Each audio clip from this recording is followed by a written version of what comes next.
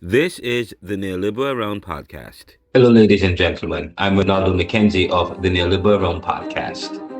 The Neoliberal Realm Podcast is a 501c31 non-profit company that is aimed at making popular what was a monopoly. We're part of the Neoliberal Corporation.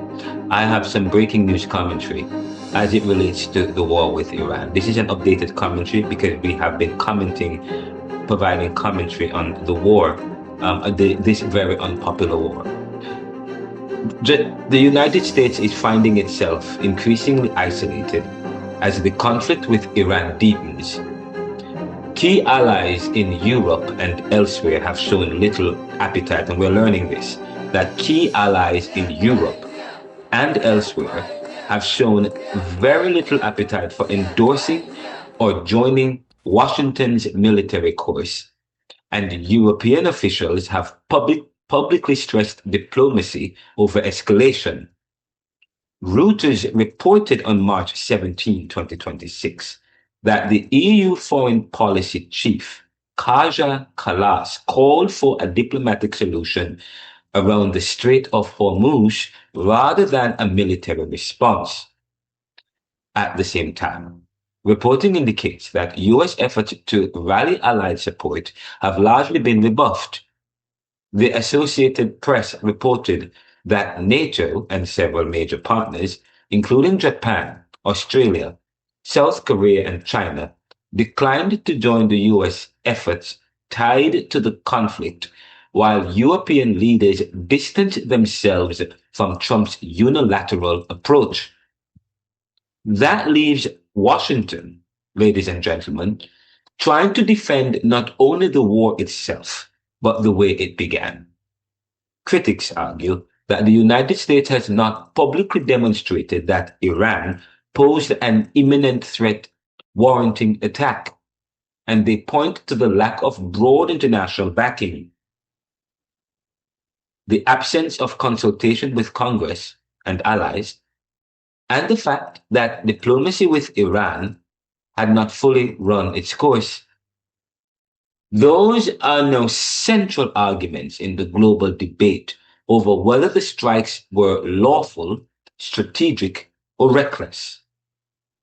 Some critics and diplomats have gone even further, suggesting the action violated international norms and that the United States, according to the foreign minister today of Iran, speaking in Istanbul, made the claim that the US might have committed crimes against humanity. And of course, such legal claims remain accusations and would ultimately depend on formal international findings rather than political rhetoric alone. But that is serious. President Trump, meanwhile, appears to be walking a narrow and rather windy ridge. Even as he pressed allies to help secure the Strait of Hormuz, he also signaled that the US could go forward without them. That is quite apoplectic. The US went to war, attacked Iran without consulting with the allies. And now when things are getting tricky and rocky, he's asking for their help. And because their help have been delayed or the help is not coming, now he's saying, we don't need them anyways. That contradiction has only amplified the impression of a White House scrambling to justify both the war and its growing diplomatic costs. What makes this moment so ominous is not only the violence, but the political isolation surrounding it.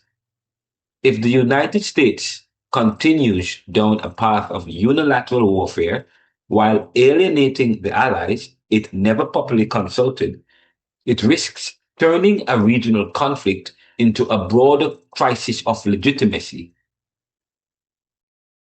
Ladies and gentlemen, great powers often say they are saving the world. History, with a raised eyebrow, usually asks for receipts. And so I'm hoping that cooler heads will prevail. And there's so much happening in the world today. And we are delving into chaos. Is this what America wanted? Is this the kind of is this exceptional leadership?